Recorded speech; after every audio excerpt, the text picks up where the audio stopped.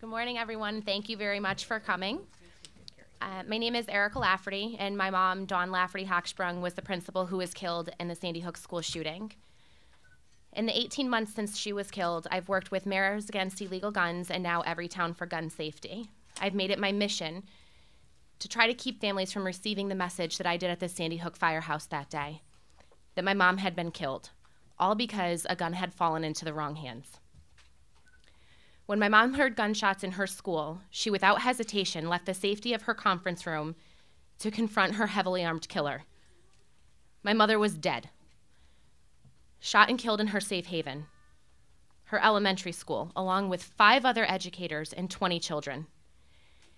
Since she was killed, there have been shootings at 74 schools across the country, most recently in Troutdale, Oregon.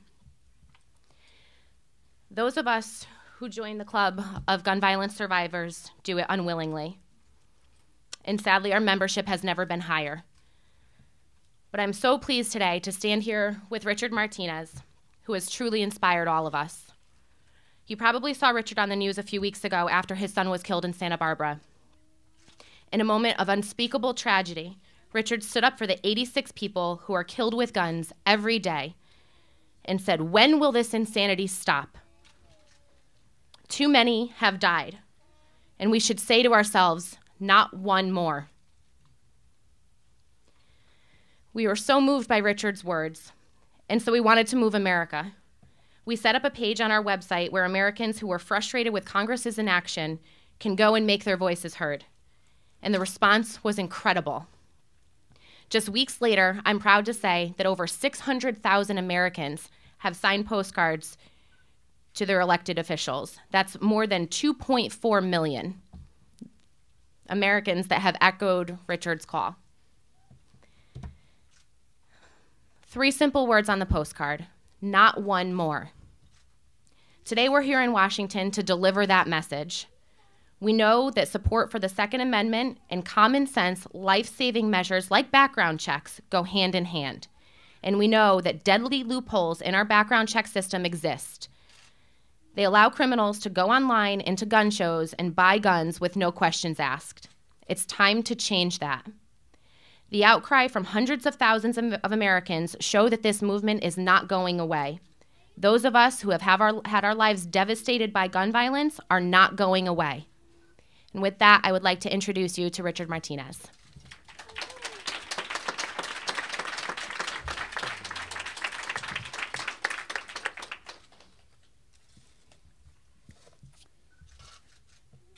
Christopher Ross Michaels-Martinez was shot and killed at a deli in Isla Vista, California on May 23rd. He was 20 years old. Chris was smart, kind, generous, funny, and a fierce competitor in sports and in school. There's a video still of Chris at the deli that captured what he was doing just before he died. He was holding the door to the deli open so that others could enter ahead of him. That's how we raised him, and that's the kind of kid he was. The last time I saw Chris was in a small room in the mortuary. He lay on a table covered by a white sheet that came up to just below his shoulders. His face, shoulders, arms, and hands were bare and unmarked. He lay still, his green eyes closed. He lay there, drained of life, love, fear, and hope. That's the last image I'll have of my son. The following comes from a book entitled Columbine. The Columbine Massacre was April 20, 1999. Around April 30, the NRA was scheduled to have their convention in Denver. It went on even though the mayor of Denver asked them to cancel.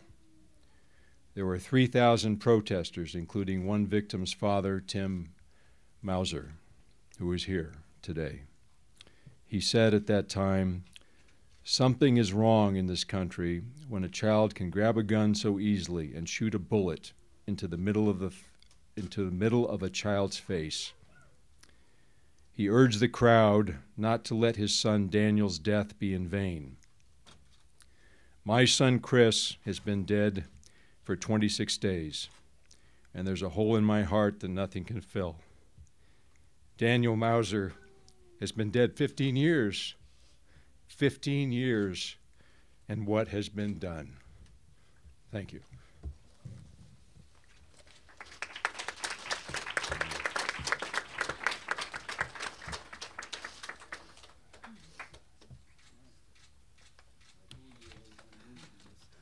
I'd now like to introduce Cleo and Nate Pendleton.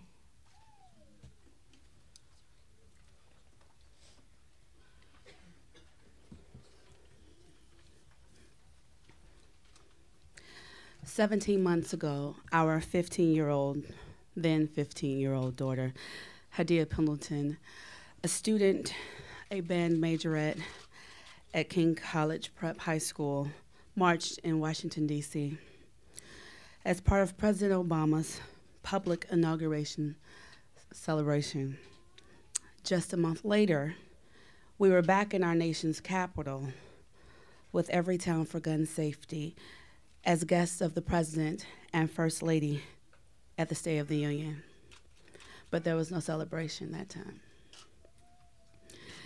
In the month between those two events, our daughter, Hadia, our smart, motivated, and beautiful daughter, was shot and murdered in Harsh Park on Chicago's South Side on January 29th, 2013.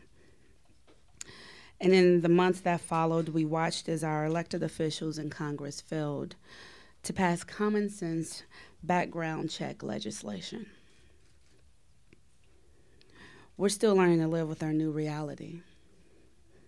Our daughter, our baby girl, just missed Father's Day.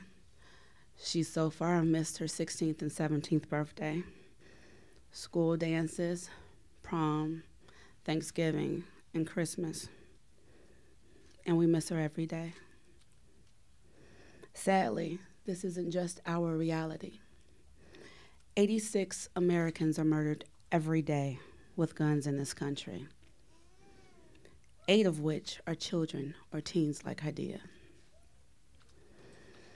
And every day, 86 new families are told, "We're sorry for your loss." When everyday gun violence occurs or mass shootings, people want to call and talk about it. But I'd rather they call a member of Congress and tell them to act. Remind them that they too are not out of danger. As we stand here with Richard Martinez, we are recommitting to this fight. That's why we joined the advisory board of Everytown for Gun Safety. Last year, in the wake of Newtown tragedy, gun violence was a popular topic. But we all know that it's easy for politicians and the media to move on to the next issue. However, we and the other many parents and loved ones of those who were killed by violence will not move on. We're not going away. We will tell our stories and do everything we can to ensure our country's leaders know why this is so important. And if they don't get it, we will support new elected leaders who will. We will win this fight against gun violence. Together we say, not one more, not one more.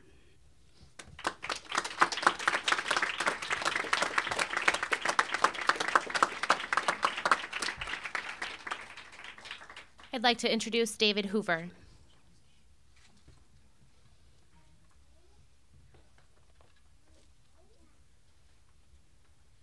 Dave, but that's okay. Will you hold this for me? I can hold this. Thank you. Hello, my name is Dave Hoover. This Sunday, I spent celebrating Father's Day with my family. Sorry, I'm going to try not to trip over my heart. we had my sister Teresa, Dad and Mom, and my father-in-law and mother-in-law over for dinner, and we had a great day. One thing was missing. Teresa's youngest son, AJ. He was at the Aurora theater shooting, July 20th, 2012. Growing up in a military family, my father taught me certain values: to love each other, to respect each other, to respect guns, to handle guns appropriately, and to treat people the way you want to be treated. Growing up in this family brought us close together as 5 children, traveled across the country in the back of an old station wagon. We spend holidays celebrating all the time because we love each other.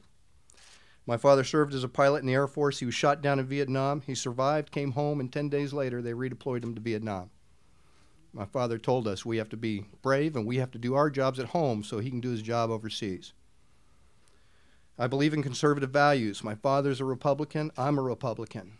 I vote, but I'm not going to vote as a Republican if my Republican leaders are not willing to take the step that they need to take to protect our children and our families in our communities. Mike Kaufman. I graduated from college in Colorado. I am still a Republican. I'm waiting for the leadership to recognize that easy access that people have to firearms need to be addressed. The American dream in this country does not include the senseless murder of men, women, and children. We need to once and for all take steps to make it more difficult for criminals, domestic abusers, and those that are criminally or dangerously mentally ill from having access to firearms. Close a loophole that exists in many states that do not require a background check on private sale of firearms. When I graduated from college, I started my dream job. I've been a police officer for over 30 years. I'm currently a sergeant, and I've seen the horrors that mankind can inflict upon each other. And the men and women that work for me have seen that as well, and we see it every day in the streets. I've been involved in critical incidents. I've been shot at a number of times, and I can honestly tell you this, I've never appreciated it once. On one call, I was checking on a suicidal subject that his family was worried about when shots rang out as I was standing by the front door. Luckily, I was able enough to back off and talk him out of the house. He came out. I was expecting to be in a firefight. He gave himself up. I hope he's doing well today. I hope he's alive, and I hope he's doing fine. But that's an individual that should have never had access to a firearm. Luckily, no one was hurt. On July 19, 2012, I was working on a task force and had returned home late after serving a search warrant with my team. I noticed the yard was freshly mowed. This was a big relief, being that it's one less chore that I had to finish the next day. I went in to the kitchen and met my wife, Lori, and she says, AJ mowed the yard for you today. I said, oh, that's good. She said, there's a piece of pizza on the kitchen counter for you. He left. He said he'd leave the scraps for Uncle David. I said, it's good. I'm glad I ate. That piece of pizza is still in the freezer. I can't bring myself to throw it away. And then I became upset when I found out she paid him $40 to mow the yard. I'd quit my job and mow yards for $40 a yard if I knew that was the going rate. But she quickly shut me down and told me to stop because AJ was doing a lot more than just mowing the yard. He helped with recyclables, he pulled weeds, and he was taking his beautiful girlfriend and my daughter to the movie that night. Luckily, my daughter had to get up at 7 o'clock, and I told her, kid, you're no morning person. Why don't you think about going somewhere else or staying home tonight? AJ, my nephew, will never see the world through the eyes of a parent. So many children will never see the world through the eyes of a parent. They've been robbed of the ability to enjoy the luxuries that we take for granted every single day. There are 2 law enforcement families in Las Vegas that are dealing with a great loss. The loss of 2 great peacekeepers in our country that were gunned down senselessly. They've had to endure a Father's Day without their fathers. And to them I say, hang in there, stand strong, hold each other, because that's all you've got right now is each other. You're in my thoughts, you're in my prayers, and I wish you only the best of love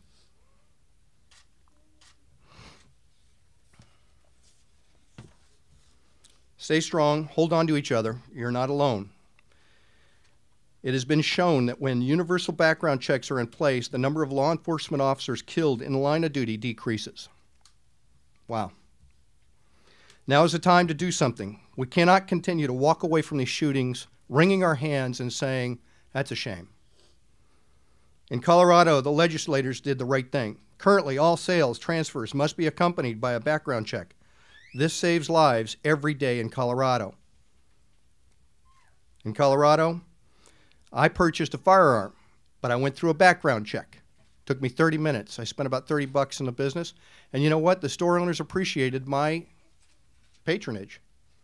They made money, and I made sure, and they made sure that the gun was going to somebody who had gone through a background check. Americans deserve better. Since this law, we must make change a reality to make our world a place where we can raise our children to learn to deal with each other in conflict by talking to each other, not by grabbing a gun.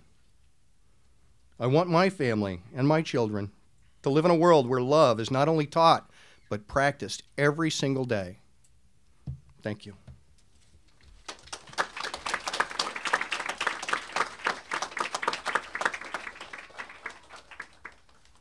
I would like to introduce Sandy and Lonnie Phillips to say a few words. Somebody hold this for us. Thank you.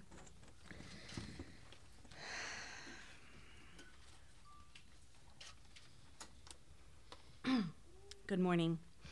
We are Sandy and Lonnie Phillips. We are here today before you because our 24-year-old daughter, Jessie, was killed July 20th in the Aurora Theater massacre, where 12 were murdered and 68 were wounded. Many of those families are here today, and we are now families with them. We now work for the Brady campaign to prevent gun violence, and we support the many gun violence prevention groups that are fighting for sane gun reform in our country. We are here less than 2 years after Aurora with Richard Martinez, another parent who has had a child stolen to senseless gun violence. He, like all of us here today, has taken this horrific tragedy and turned it into action so that more moms and dads won't have to stand together like this 2 years from now. Richard found courage to speak the truth that gun violence in our nation is caused by craven and irresponsible politicians and the corporate gun lobby that buy their votes to block any and all reasonable life-saving solutions. Sandy and I are gun owners, and the corporate gun lobby does not speak for us or the majority of American gun owners. They speak for themselves, and they only care about selling more guns to more people. What we need to do as Americans is think for ourselves and not let the corporate gun lobby sell guns to people that don't deserve them. The corporate gun lobby has no regards to who buys their guns, where or how they are bought, or how they are used. The violence in Isla Vista that stole Richard's sons, Chris, and 6 others broke our hearts once more. Yet since that day, more communities like Seattle, Las Vegas, Troutdale, and others are mourning losses when they should be celebrating graduations and the start of the summer season. Richard, we want to thank Richard for his strength against the corporate gun lobbies who vote for the craven, irresponsible politicians. Richard, thank you for using your son Chris, our daughter Jessie, and all the other murdered children, and those that lose their lives daily to the gun violence. Thank you for using them as a means to save others. Just last week, Lonnie and I were here on Capitol Hill lobbying with hundreds of other Brady activists demanding that our leaders finish the job and expand background checks on gun sales made online and at gun shows to further prevent dangerous people from getting guns and ending more lives.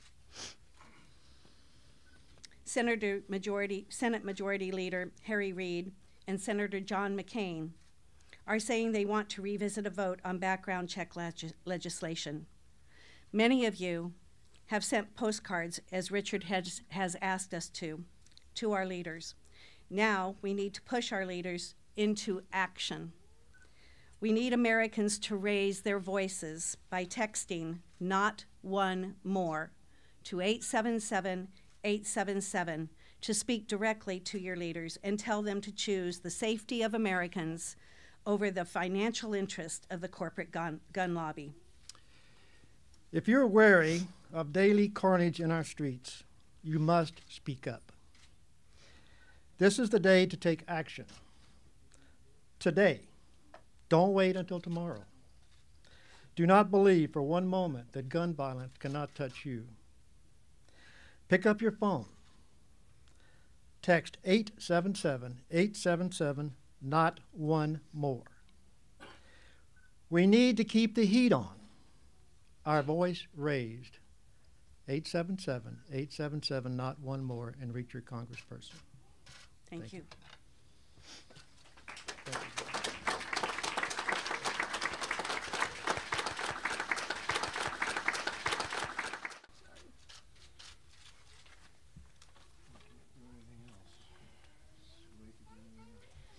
I'd like to introduce Peter Reid.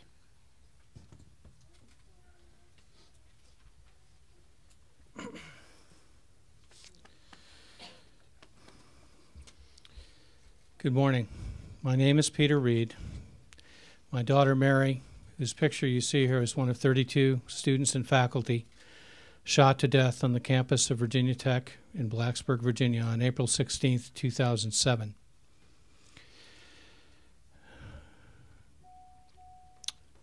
There were many survivors that day, and I'm privileged to be here with one of them, Colin Goddard, and his father, Andy, who have fought tirelessly since that terrible day in the service of gun violence prevention, and so that not one more family would have to get the kind of news that my family got and so many others got on that day.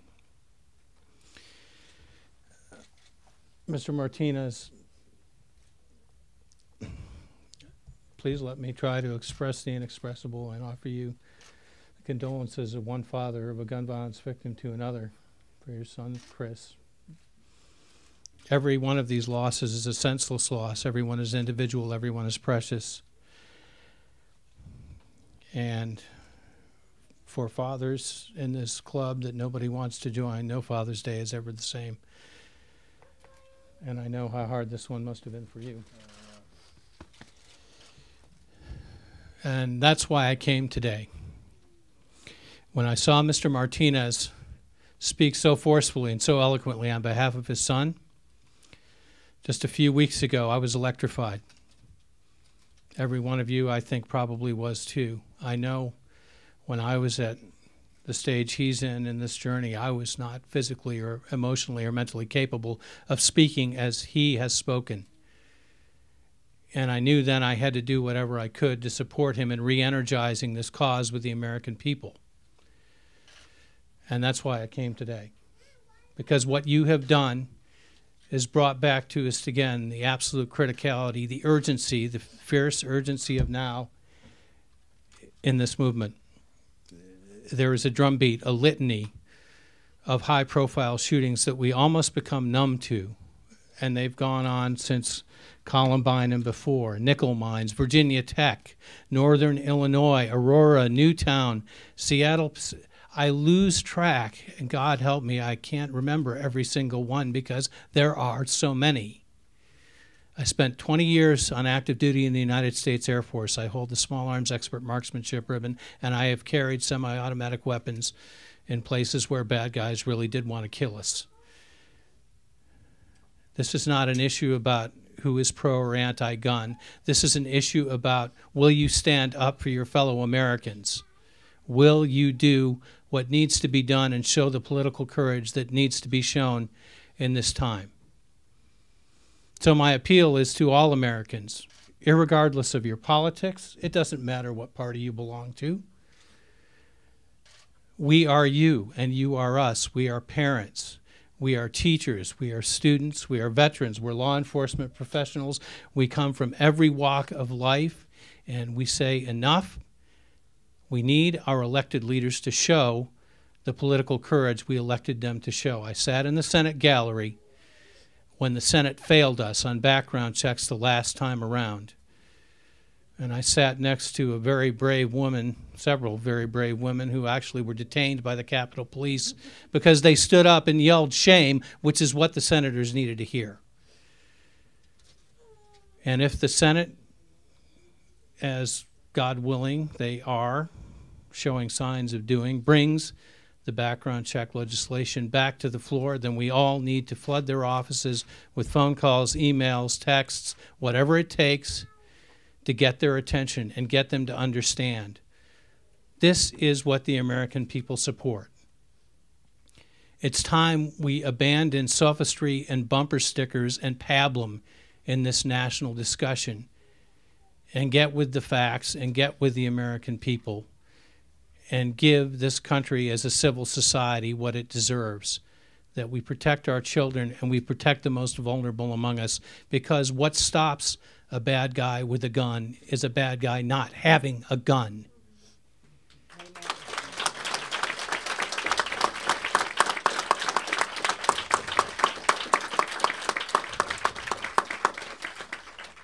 So, Mr. Martinez and all of you, I'm going to continue to stand with you and do everything I can, and I ask all of the American people to do the same. Thank you.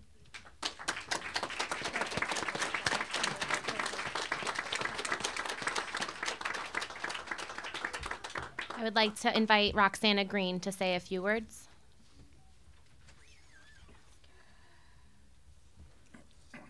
I'm Roxana Green. Just 3 years ago, my 9-year-old little girl, Christina Taylor, was murdered with a gun during the shooting rampage in Tucson that left 6 dead and 13 others seriously injured, including Congresswoman Gabrielle Giffords. Christina Taylor's murder forever changed the course of our lives, and we still wonder to this day why God would take our beautiful baby girl from this earth so young. Although Christina Taylor's time with us was tragically cut short, we still feel blessed that we had her in our lives for 9 amazing years. She loved butterflies just as much as she loved playing baseball with the boys in Little League and had just been elected to student council. We often joke that we weren't sure whether she was more likely to grow up to become the first female to occupy the Oval Office or the first to play Major League Baseball. Instead, her life was tragically cut short in a hail of gunfire outside of a Safeway supermarket.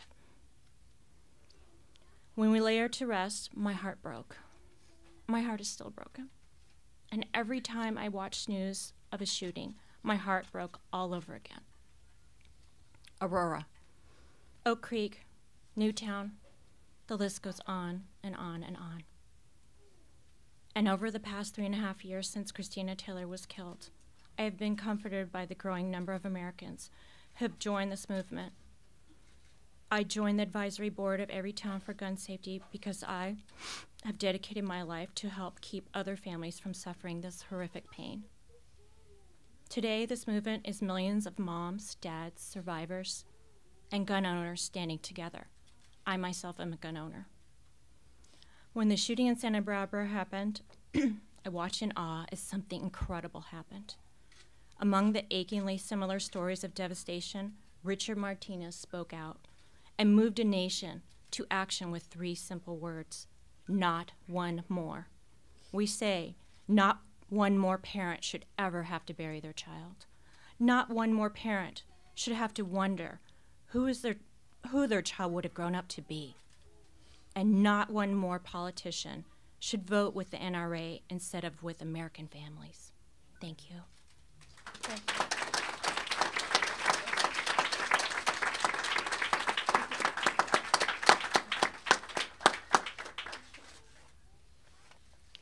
And lastly, we have Tom Sullivan.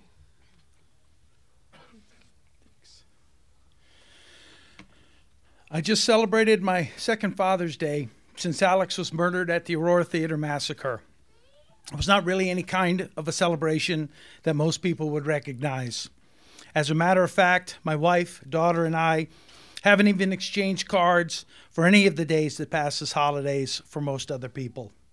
It just doesn't feel like the right thing to do anymore. It's not that we dread those days. I think we just seem to endure them. I've been told that it will get better. Last year, I sent Mother's and Father's Day cards to the 46 U.S. senators who voted against a common sense background check. This year, I and thousands of others across this country sent out postcards to our elected officials. The message we are sending is one that I heard from a father who had had his son ripped away from him by another senseless act of gun violence in Santa Barbara, California. He shouted it out to the public at another press conference, "Not one more." I stand here today while Richard Martinez adds his voice to the chorus of mothers and fathers like me. We all ask, when will this insanity of gun violence come to an end? What does it take for senators and congressmen to stand with us and have the courage to see something change? When I return to Colorado, I will personally be taking a box of the postcards to the office of my congressman, and there will be many more fathers doing the same in their hometowns. We will be carrying the message to them from the people of this country that we won't be silent anymore, and that we're asking them to join with us to see that not one more child, husband, wife, parent is taken from us because of gun violence.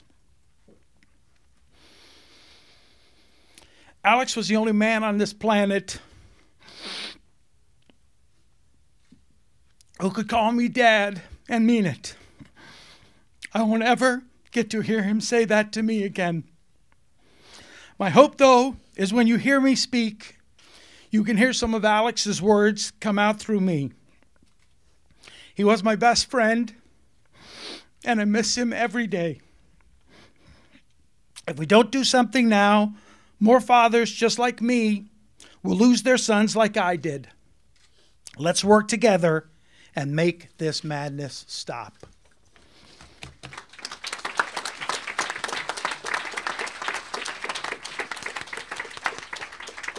And that concludes our press conference. Thank you all for coming.